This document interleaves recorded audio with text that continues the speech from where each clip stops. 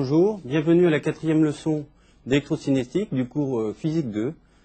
Aujourd'hui, la leçon portera sur les circuits du premier ordre, c'est-à-dire les circuits du type résistance-condensateur ou résistance-inductance. Le plan de la leçon sera le suivant. Tout d'abord, nous reviendrons sur les éléments que sont les condensateurs et inductances. Nous verrons en particulier que les définitions que nous avons données précédemment de condensateur inductance sont des définitions valables dans le cas idéal.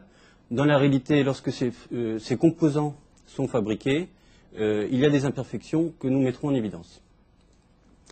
Nous passerons ensuite à la mise en équation des circuits de type résistance-condensateur et résistance-inductance. Nous présenterons la méthode de mise en équation de ces circuits. Dans un troisième temps, nous verrons comment résoudre les équations obtenues pour ces circuits. D'une part, la résolution lorsqu'il n'y a pas de générateur, soit de courant, soit de tension dans ces circuits. Et d'autre part, dans un dernier temps, lorsque des générateurs sont présents dans ces circuits. Passons tout de suite à la première partie de cette leçon qui porte sur les condensateurs et inductances. Un condensateur idéal, souvent représenté de la manière suivante, comme déjà présenté dans une précédente leçon, où nous avons ici le condensateur représenté par ces deux traits verticaux, la tension U aux bornes du condensateur et le courant qui le traverse. Ce condensateur va stocker des charges électriques, ici notées Q. Nous noterons C, la capacité du condensateur, en farad. Nous avons la relation suivante entre les charges stockées par ce condensateur et la tension à ses bornes, c'est-à-dire que les charges stockées par le condensateur sont égales à C, la capacité du condensateur, fois la tension à ses bornes. Et puisque nous avons une relation qui lie le courant qui traverse ce condensateur aux charges, nous obtenons la relation intrinsèque du condensateur qui est égale à I, qui est donnée par I égale C du sur dt. Ou encore, sous une forme dite intégrale, ou si nous intégrons de part et d'autre de cette équation, eh bien nous pouvons écrire cette équation sous forme intégrale, où nous écrirons la tension en fonction du courant, plus une valeur initiale, à l'instant t0, de la tension aux bornes du condensateur. Alors ceci sont les relations qui existent dans un condensateur idéal. Bien entendu, dans la réalité, les condensateurs ont des défauts. Ces défauts peuvent être représentés par des résistances mises en série et en parallèle. Ces résistances constituent des éléments de perte dans le condensateur. La résistance RS mise en série avec un condensateur idéal va représenter la résistance ohmique des conducteurs présents dans le condensateur. La résistance RP, mise en parallèle avec le condensateur idéal, représente les pertes dans le diélectrique du condensateur, qui est présent entre les deux armatures du condensateur. Bien entendu, ces pertes vont amener un certain nombre de défauts. D'une part, le premier défaut va être l'échauffement du condensateur lorsqu'il sera traversé par du courant. Une deuxième conséquence de ces pertes est qu'il ne sera pas possible de stocker de l'électricité sur de très longues périodes dans les condensateurs. On pourrait effectivement imaginer charger un condensateur avec une certaine quantité de charge et pouvoir utiliser ainsi ce condensateur comme élément de stockage. Malheureusement, en raison de ces pertes, on ne pourra pas stocker ces pertes sur de long terme puisque cette énergie stockée sera dissipée dans les résistances de perte. Ainsi, dans la suite, lorsque nous parlerons de condensateur idéal, nous supposerons que la résistance série sera égal à 0 et que la résistance parallèle tendra vers l'infini. Ainsi, dans le cas où on analyse des circuits réels, nous pourrons tenir compte de ces pertes en ajoutant des résistances dites de perte dans le circuit analysé. De la même manière, pour les inductances, nous verrons ensuite qu'il y a également des pertes. Mais passons tout d'abord à l'énergie stockée par un condensateur idéal. Si nous reprenons notre condensateur idéal sans tenir compte des pertes, eh bien, nous pourrons dans un premier temps définir la puissance dans ce condensateur. Et nous avons établi précédemment que la puissance était donnée par le produit courant-tension ici indiqué. Et en remplaçant le courant par son expression en fonction de la tension aux bornes du condensateur, nous obtenons ici cette expression qui va lier le courant, la puissance à la tension aux bornes du condensateur. À partir de là, il est très aisé d'obtenir l'énergie stockée dans le condensateur, puisque par intégration de la puissance, nous accédons à cette énergie qui s'exprimera en joules. Donc, si nous intégrons l'expression de la puissance précédemment obtenue, nous obtenons une expression qui va lier la tension aux bornes du condensateur à l'énergie. Mais nous savons très bien qu'au moins pour un temps très reculé, on va dire un temps qui est égal à moins l'infini, au moins on pourrait dire au moment où le condensateur a été fabriqué, que l'énergie stockée par ce condensateur était nulle. Par conséquent, nous obtenons l'expression suivante pour l'énergie stockée dans un condensateur. L'énergie stockée dans un condensateur qui s'exprime en joules sera donnée par 1/2 de C U carré, C étant la capacité du condensateur qui s'exprime en farad, U la tension aux bornes du condensateur qui s'exprime en volts.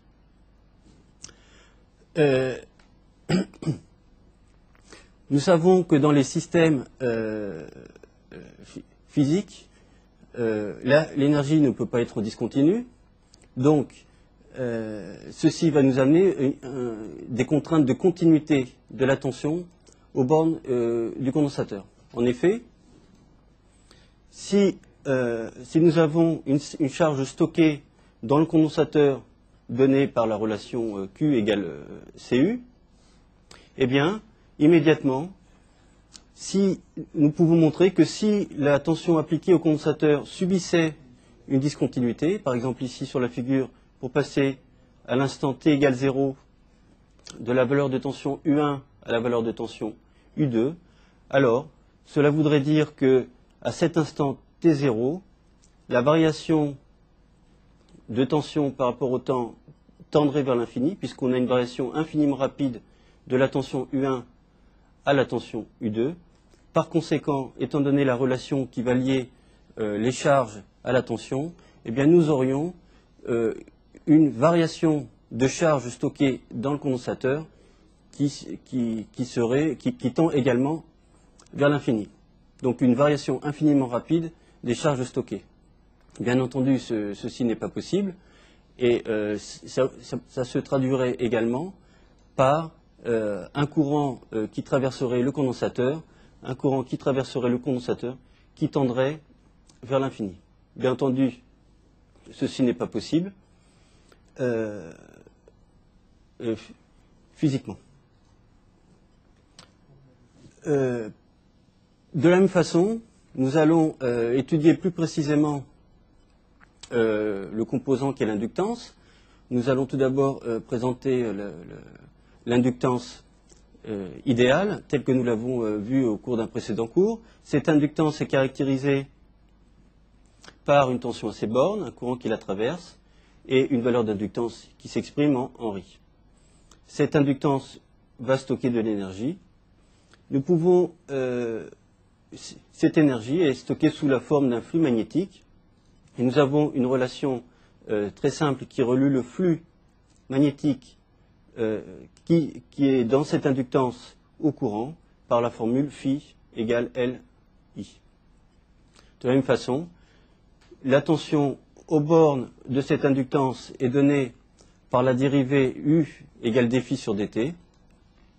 Et par conséquent, nous avons la relation que nous avions déjà présentée, U égale L dI sur dt, qui relie la tension aux bornes de l'inductance au courant qui la traverse.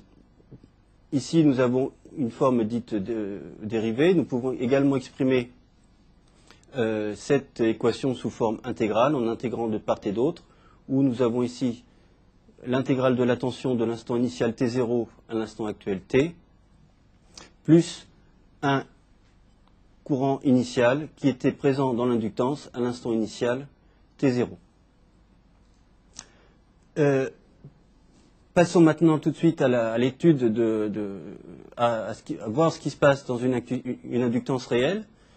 Comme pour le condensateur, cette inductance possède un certain nombre d'imperfections. Quelles sont ces imperfections? D'une part, cette inductance possède une résistance série, cette inductance réelle possède une inductance série et une résistance parallèle. La résistance série correspond à la résistance des fils avec lesquels cette inductance a été réalisée. La résistance parallèle rend compte des pertes magnétiques dans le circuit magnétique lorsque cette inductance est bobinée sur un noyau par exemple de type ferromagnétique. En effet, dans les matériaux ferromagnétiques, lorsque ce matériau ferromagnétique subit une variation de flux, donc dans l'inductance de courant, il y a des pertes dites ferromagnétiques, pertes par hystérésis et pertes dites par courant de Foucault.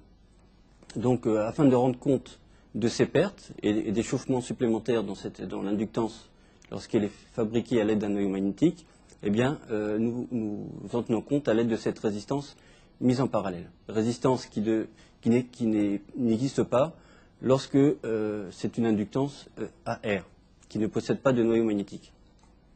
Donc, quelles sont les conséquences de ces résistances? D'une part, des pertes de puissance dans les résistances parallèles et séries. Ces pertes se traduiront par un échauffement de l'inductance réelle au cours du fonctionnement. Ainsi, lorsque nous parlerons d'inductance, nous parlerons principalement d'inductance, nous parlerons effectivement d'inductance plutôt idéale, où la résistance série tend vers 0 et la résistance parallèle tendra vers l'infini. Si nous voulons tenir compte des pertes dans l'inductance, alors nous ajouterons au circuit ces éléments pour en tenir compte. D'autre part, lorsque un noyau magnétique est utilisé pour cette inductance, eh bien nous savons qu'il y a ce qu'on appelle de la saturation magnétique, à savoir que le flux dans un matériau magnétique arrive à saturation à une certaine valeur, ce qui peut être pris en compte par la variation de l'inductance, de la valeur de l'inductance de cette bobine, on pourrait dire, en fonction de la valeur du courant. Ainsi, lorsque le courant augmente, la valeur de l'inductance va diminuer lorsque la bobine possède un noyau magnétique. Voilà un petit peu les défauts des inductances réelles qui devront, dans certains cas, être pris en compte lors de l'analyse des circuits pour, si par exemple nous voulons évaluer de manière précise les pertes dans un circuit et par voie de conséquence son rendement. Passons tout de suite à l'étude de l'énergie stockée dans une inductance. Nous considérerons pour cela une inductance idéale.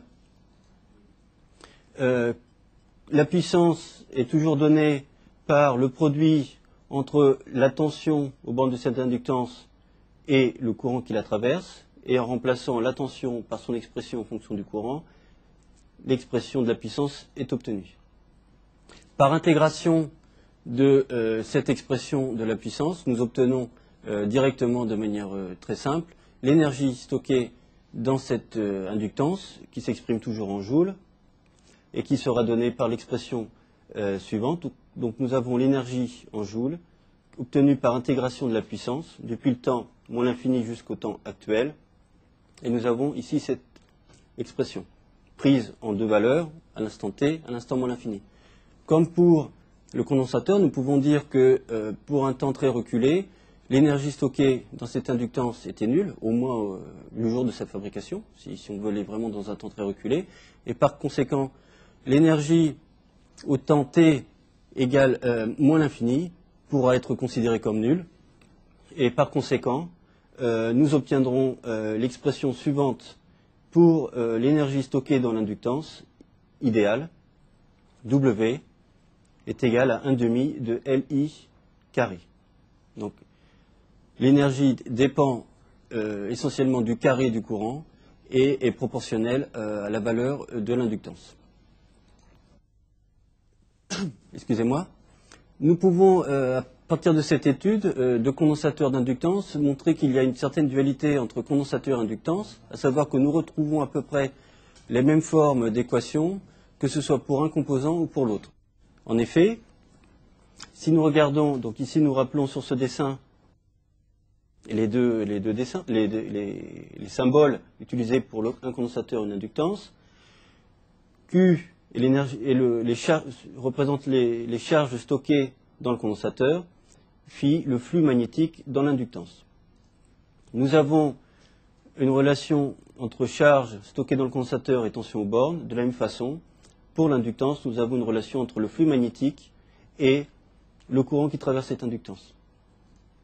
De la même façon, nous avons une équation qui va relier courant et tension avec comme coefficient de proportionnalité la capacité, dans le cas du condensateur. De la même façon, pour l'inductance, une relation qui va lier tension et courant par le facteur de proportionnalité, qui est la valeur de l'inductance du composant. Nous voyons que nous avons deux éléments de stockage d'énergie, que sont le condensateur et l'inductance. Le condensateur, stockage d'énergie électrostatique, de type électrostatique. Inductance, stockage de l'énergie de type électromagnétique.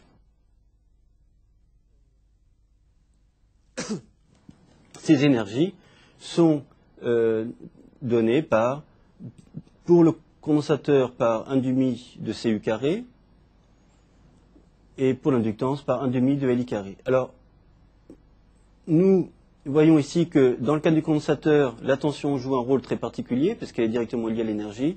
De la même façon, pour l'inductance, le courant joue également un rôle très particulier puisqu'il est directement lié à l'énergie.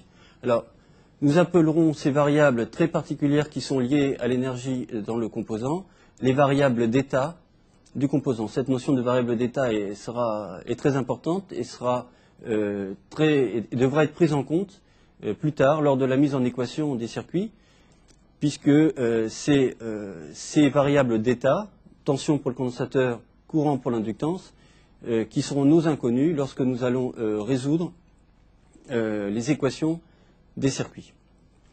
Ceci permettra en réalité de tenir compte de manière implicite du fait que l'énergie dans ces composants ne peut pas être discontinue. Nous passons maintenant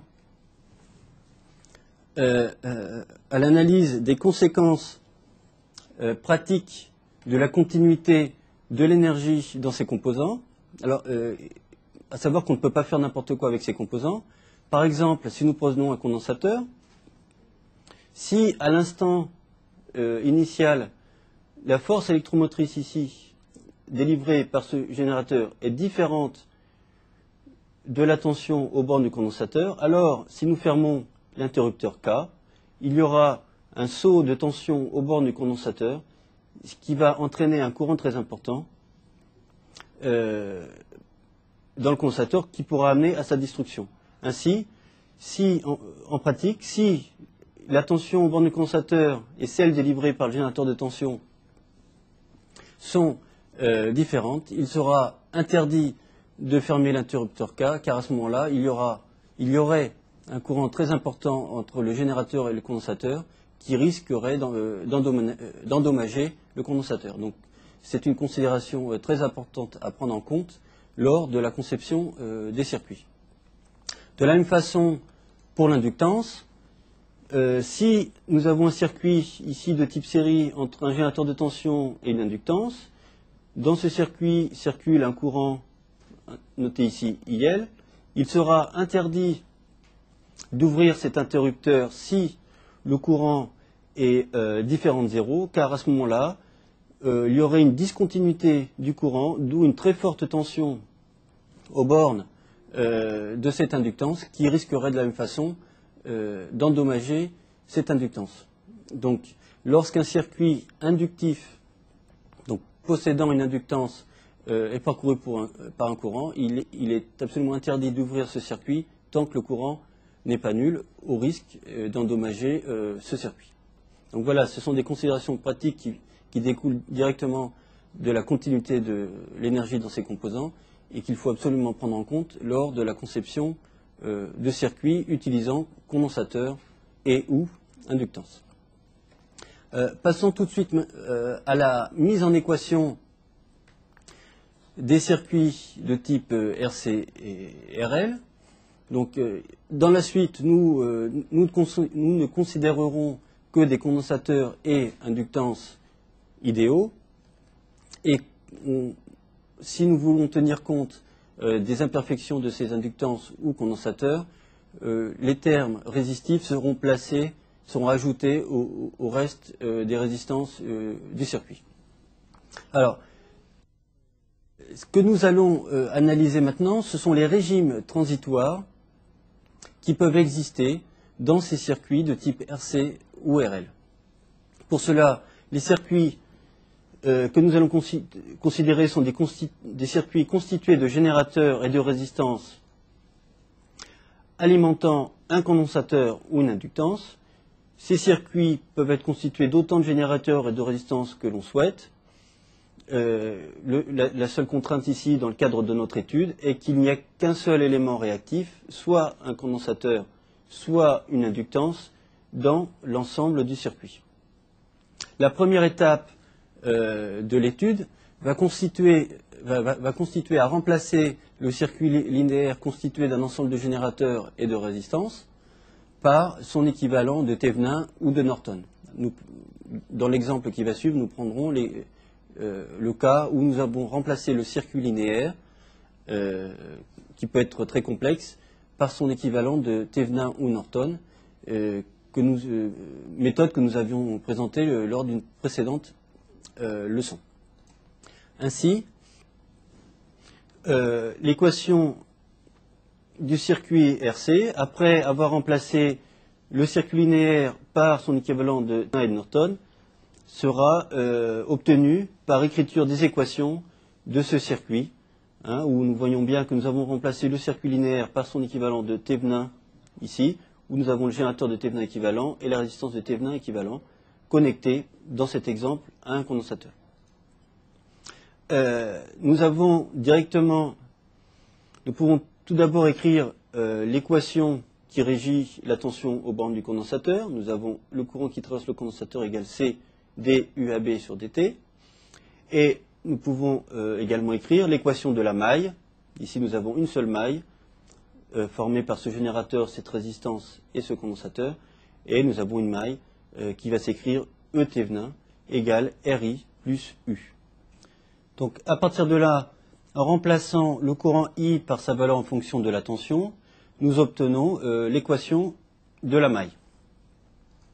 Par conséquent, en résumé, nous avons une maille, donc une inconnue, d'après la théorie générale. Il y a ici une seule inconnue, qui sera la variable continue, c'est-à-dire la variable qui ne peut pas subir de discontinuité.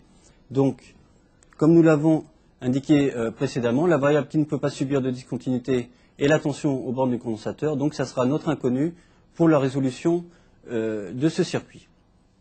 Si nous regardons maintenant le cas où la charge est constituée par une inductance, eh bien de la même manière, nous remplacerons le circuit linéaire par son équivalent de Thevenin. Nous pourrons écrire tout d'abord l'équation du dipôle, à savoir U, enfin la relation qui va lier la tension et le courant dans le dipôle, à savoir U égale L dI sur dt. Nous avons encore la loi de la maille qui ne change pas, qui est la même que précédemment, et remplaçant la tension UAB par sa valeur en fonction du courant, nous obtenons ici cette expression pour la maille. Une fois de plus, nous avons une maille et l'inconnu qui est la seule sera la variable continue. Et comme pour le cas du condensateur, la variable continue est celle qui est liée à l'énergie. Dans le cas de l'inductance, ce sera le courant qui traverse cette inductance. À partir de là, nous avons une fois de plus une certaine dualité entre le circuit RC de type, enfin le circuit de type RC et le circuit de type RL, où nous voyons que nous avons bien la même forme d'équation, c'est-à-dire un générateur qui serait ici un générateur de tension, ici un générateur de tension divisé par une résistance, en gros un générateur de courant, égal à une équation du type X plus une constante fois dx sur dt, X pouvant être, enfin X une variable inconnue, pouvant être la tension dans le cas du condensateur ou le courant dans le cas de l'inductance. À partir de là, il est évident que la résolution de ces deux équations obéira à la même méthode, et nous allons voir tout de suite quelle est la méthode générale que nous allons adopter pour la résolution de ce type d'équation. En effet, hein, comme nous l'avons dit, nous avons ici une forme, un terme source noté ici y, égale une variable inconnue notée ici x, plus une constante fois dx sur dt. Cette constante joue un rôle particulier, c'est ce qu'on appelle la constante de temps du système qui s'exprime en secondes. Dans le cas du circuit résistance condensateur, cette constante de temps est égale à RC. Dans le cas d'un circuit inductif, circuit RL, cette constante de temps est égale au rapport inductance sur résistance. Cette constante de temps joue un rôle particulier. C'est elle qui va nous dire si un circuit réagira plus ou moins rapidement aux variations des sources extérieures. En effet, plus la constante de temps sera grande, moins, le circuit réagira vite, et plus la constante de temps sera petite, plus le circuit réagira vite aussi aux sollicitations extérieures. Donc c'est cette constante de temps qui caractérisera le comportement principal dans notre circuit RC ou RL. Alors la résolution de ce type d'équation obéit à une méthode très très générale qui est en réalité démontrée dans un cours de mathématiques. Et donc nous allons directement passer à la méthode générale de résolution de ces circuits.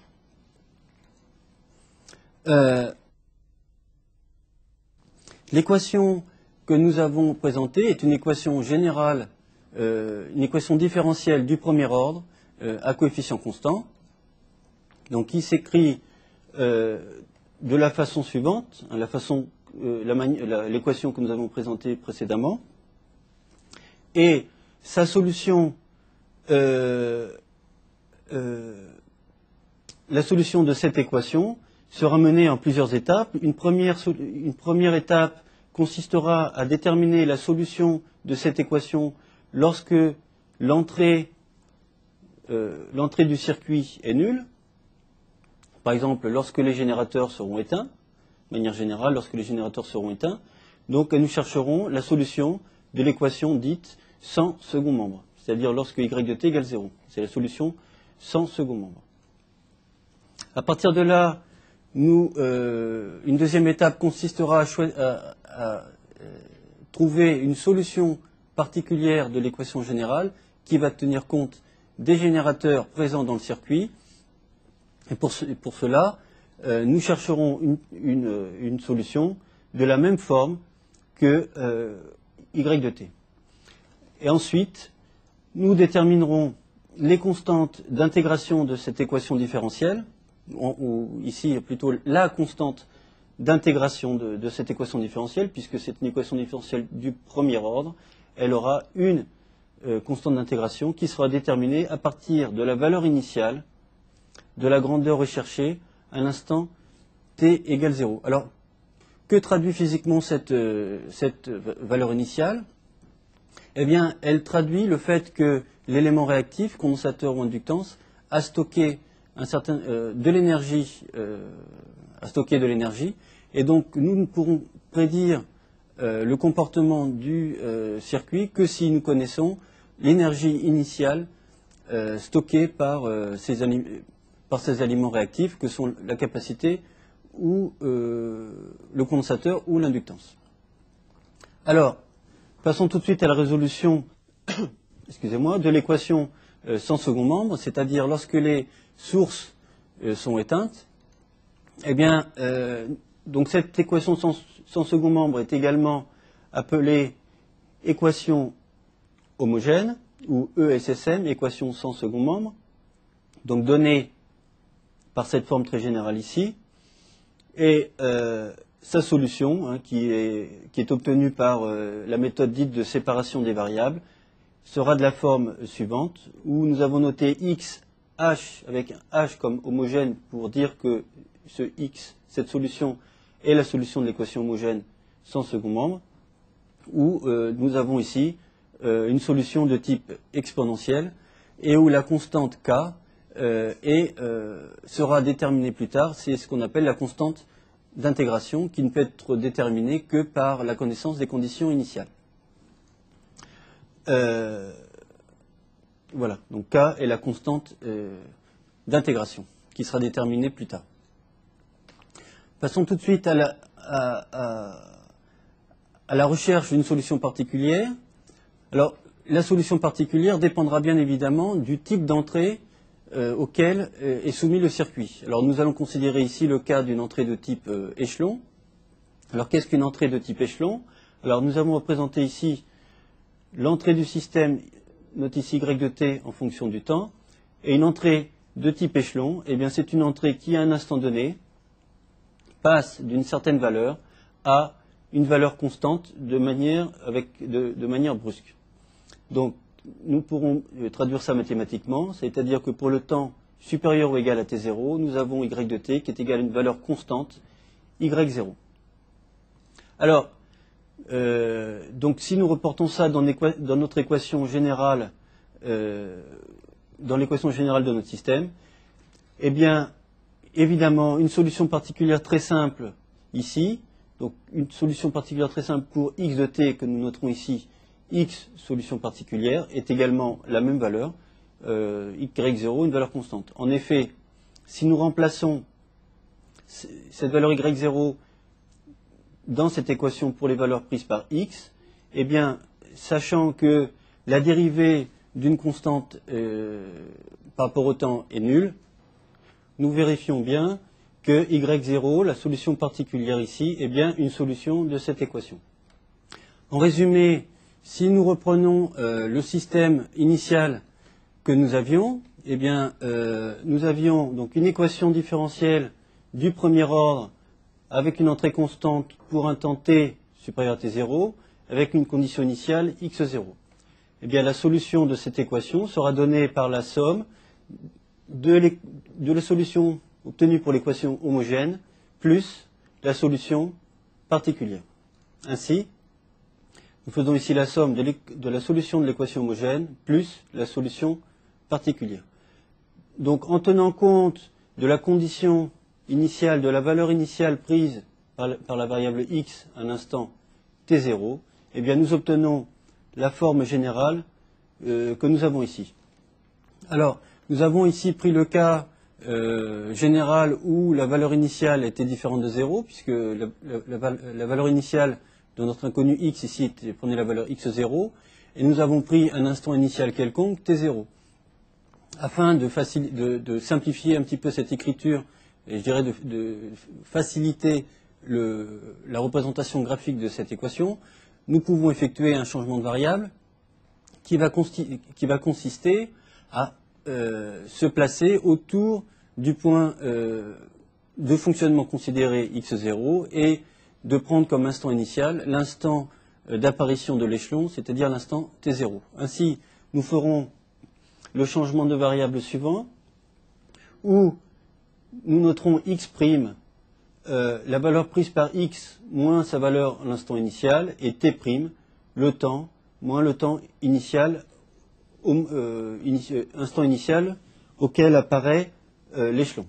Et par conséquent, l'expression de la solution est ici beaucoup plus simple, puisque nous aurons ici une constante fois une forme qui va dépendre de manière exponentielle du temps. Alors, une représentation graphique de cette réponse est très simple, puisqu'il s'agit simplement d'une fonction exponentielle à représenter. Alors, nous avons sur cette figure représenté donc, la variable x' en fonction du temps t', donc notre instant initial ici est 0, en fait, qui correspond à l'instant réel t0. Et si nous voulons représenter les valeurs prises par x' au cours du temps, nous obtiendrons ici cette forme exponentielle. Sachant que cette exponentielle tend vers 0 lorsque t tend vers l'infini, puisque la constante de temps ici était une constante positive, eh bien nous avons, quand t tend vers l'infini, x' en fonction du temps qui tend vers y moins x0. Donc voilà une valeur particulière. Une autre valeur particulière est la valeur prise par cette fonction en l'instant t, où t' égale tau. Donc en cet instant t' égale tau, nous avons la valeur x' qui va valoir 63% de sa valeur initiale.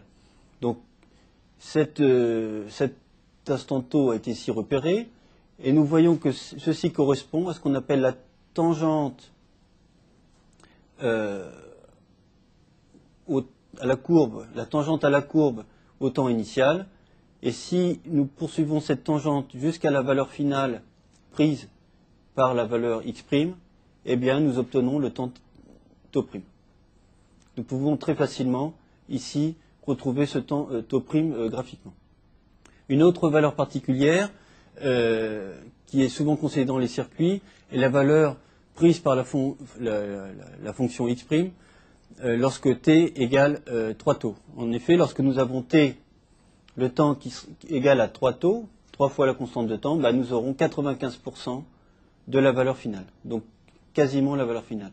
De la même façon, lorsque nous serons à 5 tau, nous ne l'avons pas représenté ici, lorsque nous serons à 5 tau, nous aurons quasiment la valeur finale, puisque nous serons à 99% de la valeur finale.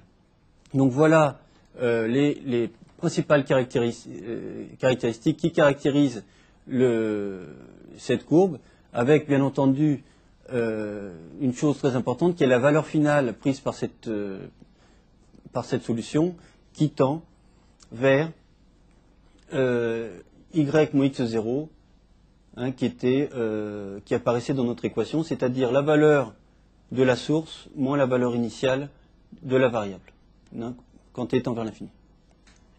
Alors, si nous appliquons maintenant cette solution générale au cas des circuits de type RC et RL, voyons ce que nous obtenons. Alors, dans le cadre des circuits RC et RL, nous avons ici rappelé les équations. Nous avons bien une forme du type x plus tau dx sur dt égale y, ainsi de la même manière pour le circuit RL. Et bien entendu, les réponses temporelles seront très similaires, avec des différences ici. Au niveau de la constante de temps pour le circuit RC, qui vaut RC. Au niveau du circuit inductif, la constante de temps vaut ici L sur R. Et la forme de la courbe sera bien évidemment la même, avec des valeurs finales qui vont bien entendu dépendre de la valeur des sources. Pour le courant, dans le cas du circuit inductif, la valeur finale sera donnée par E0 sur R. Et dans le cadre du circuit capacitif, la valeur finale sera donnée par E0. Ainsi, nous avons résolu les équations dans le cadre dans le cadre d'une entrée de type échelon. Regardons maintenant ce qui se passe lorsque l'entrée appliquée au circuit est de type sinusoïdal. Si l'entrée est de type sinusoïdal, nous aurons comme entrée du système une équation du type y de t égale y0 cosinus oméga t, où oméga est la pulsation en radians par seconde. Donc, la solution de cette équation passe dans une première étape par la solution sans second membre que nous avons déjà établie précédemment et la recherche d'une solution particulière. Alors, la recherche d'une solution particulière, comme nous l'avions indiqué, consiste à chercher une solution de la même forme que l'entrée, donc ici une forme de type sinusoïdal. Après quelques calculs, il vient l'expression suivante pour l'amplitude de cette solution particulière et pour cette phase. Nous avons une solution particulière du type également sinusoïdal à la même pulsation oméga t avec une phase phi. Alors, si nous regardons maintenant la solution générale, eh bien, nous devons tenir compte de l'équation sans second membre et de la solution particulière afin d'obtenir la solution générale qui est ici, après avoir également pris en compte les conditions initiales telles que nous l'avions fait dans le cadre du circuit RC, enfin RC ou RL, alimenté par une fonction de type échelon. Alors, représentons cette fonction en fonction du temps. Nous avons déjà ici une certaine enveloppe qui est due à ce premier terme, avec des constantes caractéristiques qui sont la constante de temps tau pour la réponse à 63% et 3 taux. Et si maintenant nous traçons la solution totale, nous obtenons ici une forme sinusoïdale qui tend effectivement vers une sinusoïde au fur et à mesure que le temps avance pour s'établir en régime permanent. Voilà pour la résolution de ce type de circuit du premier ordre, que ce soit pour une entrée de type échelon ou de type sinusoïdal. Je vous remercie de votre attention et je vous donne rendez-vous pour une prochaine leçon. Merci, au revoir.